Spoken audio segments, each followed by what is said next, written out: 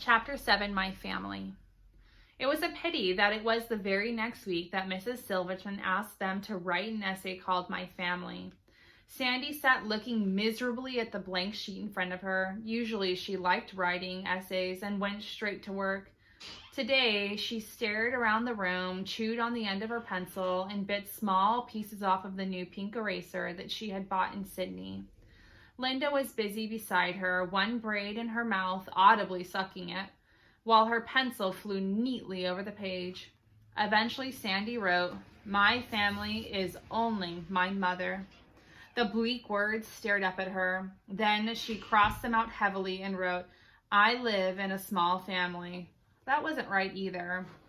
She crossed it out viciously. "My family is split down the middle," she wrote on the third time. "My brother goes to boarding school in Sydney, and my father lives there too. He takes me on outings and is very nice to me for short periods.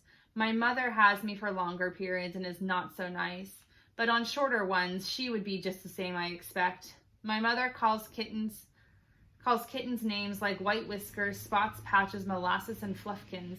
But my father thinks cats shouldn't be called by their appearance any more than we should be." She tore up that and took a fresh sheet of paper. She put the title on and the date at the very top, carefully ruled the margin, counted how many lines were on the page, and read her neighbor's work. Linda's essay was filled with happy descriptions of picnics and birthdays with aunts and cousins and grandfathers, all very well for her. Sandy stared out the window for a while, and then became aware of Miss Silverton behind her. She was on one of her quiet pilgrimages around the room.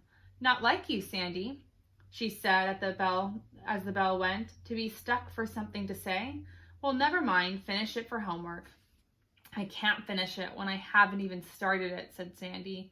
Miss Silverton stared at her and turned a deep pink, but she said nothing, just went a bit icy for the rest of the afternoon.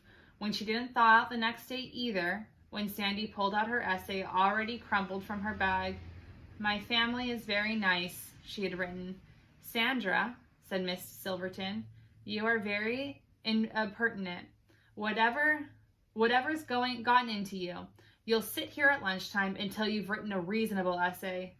Look at Linda's 3 pages, Robert's and Paul's. Sandy knew she would cry if she said anything at all. She looked down at her book. The world seemed suddenly full of smug children with happy homes, and full of compliments of parents and children, and herself the only one different.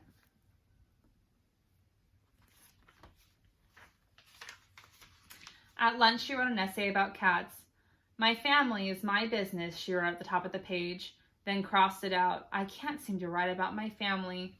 She wrote more politely, "But I will tell you about our cats." She put in a lot of detail about them and made a list of their names for good measure, and wisely, Miss Silverton, reading through the crossing out, didn't pursue the matter further.